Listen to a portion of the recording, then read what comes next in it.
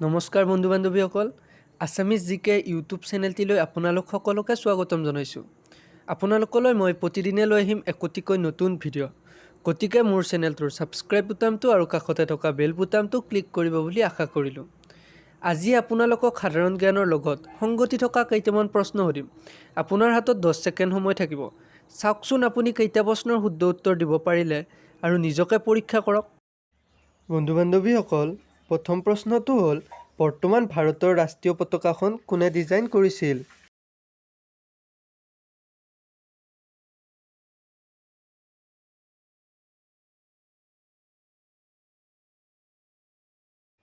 উত্তৰ, পিংগালী ভেংকায়া নামৰ ব্যক্তিজনে বৰ্তমান ভাৰতৰ ৰাষ্ট্ৰীয় পতাকাখন ডিজাইন কৰিছিল। দ্বিতীয় প্ৰশ্ন, মানুহ জন্ম হওঁতে শৰীৰত কিমানডাল হাড় থাকে?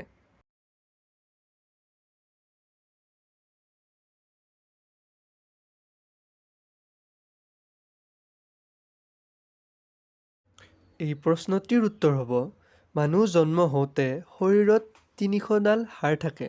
এই হাড় লগ লাগি 18 বছৰলৈকে 256ডাল হৈ থাকে। তৃতীয় প্ৰশ্ন, মানুহৰ চকুৰে কিমানবিধ ৰঙৰ পাৰ্থক্য চিনিব পাৰে?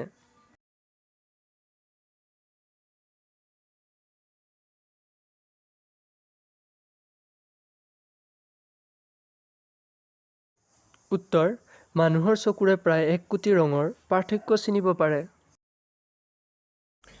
চতুৰ্থ প্ৰশ্ন, কোনবিধ প্ৰাণীয়ে যিকোনো ঘটনা 200 বছৰলৈকে মনত ৰাখিব পাৰে?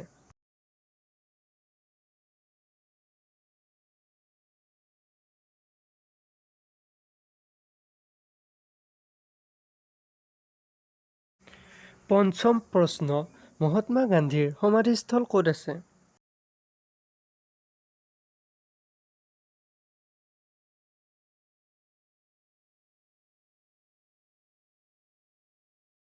এই প্ৰশ্নটিৰ উত্তৰ হ'ব, মহাত্মা গান্ধীৰ সমাধিস্থল ৰাজঘাট, দিল্লীত আছে।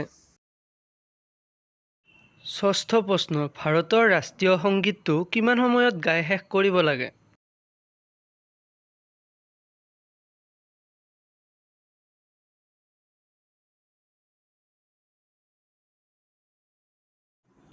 উত্তৰ, ভাৰতৰ ৰাষ্ট্ৰীয় সংগীতটো 52 ছেকেণ্ডত গাই শেষ কৰিব লাগে।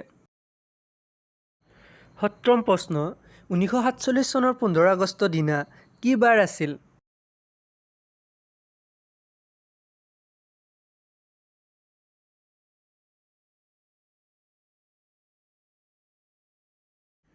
এই প্ৰশ্নটিৰ উত্তৰ হ'ব, 1947 চনৰ 15 আগষ্টৰ দিনা শুক্ৰবাৰ আছিল।